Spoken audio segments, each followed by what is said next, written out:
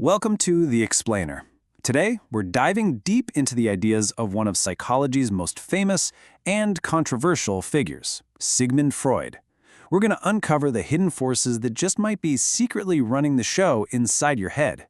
So let's just start with a feeling I bet you've had. You ever do something or say something and then just kind of stop and think, whoa, where did that come from?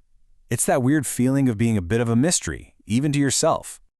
Well, Sigmund Freud had a really powerful way of explaining this.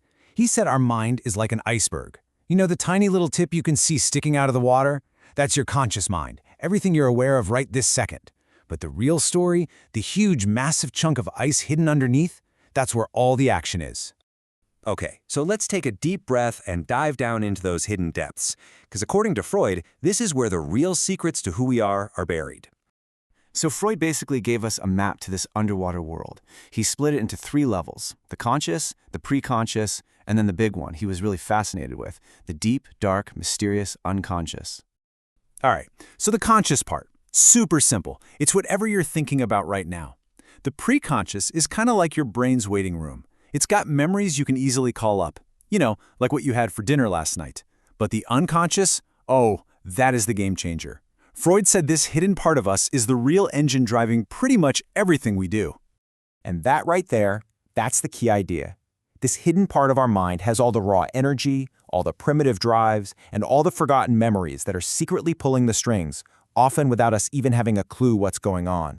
Now this is where it gets even more interesting, because Freud believed that living inside these layers are 3 characters, 3 forces that are always competing with each other. It's like your own inner team.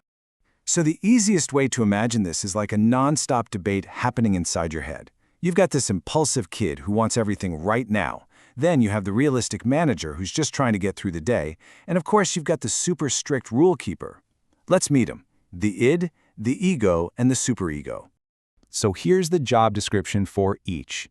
The id is pure instinct. It runs on the pleasure principle. It wants what it wants, and it wants it now, no questions asked. The superego is the exact opposite. It's your conscience whispering all the you shoulds and you shouldn'ts that you've picked up over your life. And who's stuck in the middle of the screaming match? The poor ego. Its job is to be the mediator and somehow manage all this chaos. And here is where it all just clicks together. This slide shows how these 3 guys map onto that iceberg. See that? The id is almost completely underwater, totally submerged in the unconscious. Makes sense, right? It's pure, raw instinct.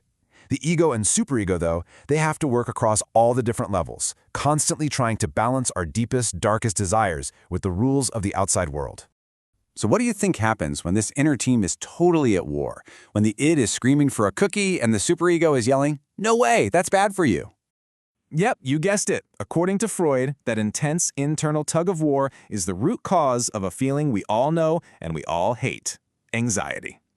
Think of anxiety as the alarm bell.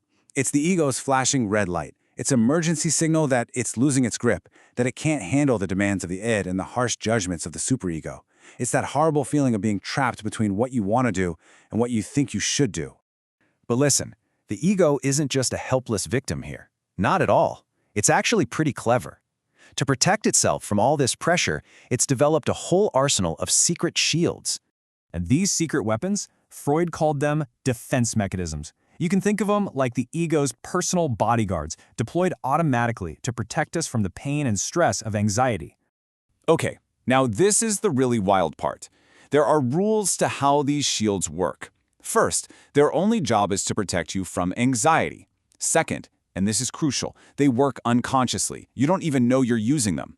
And third, how do they do it? By bending, twisting, or just straight up denying reality just enough to make you feel okay. So, let's pull back the curtain and unmask a couple of the most common defenses. And as we go through them, see if you recognize any of them in your own life, or maybe in the people you know. And just to be super clear, we all use these shields. It's a totally normal part of being human.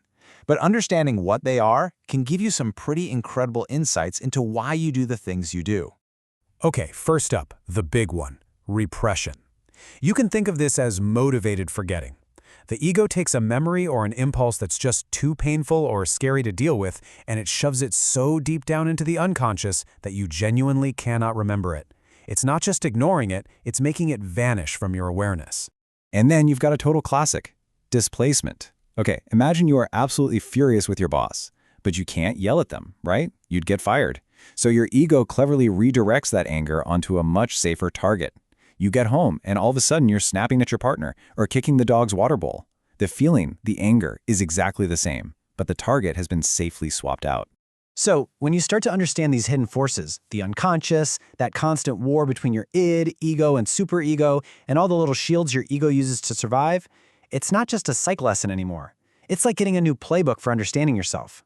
So the next time you feel a wave of emotion that seems to come out of nowhere, or you react in a way that just surprises you, maybe you can pause for a second and ask, which part of me is really in the driver's seat right now?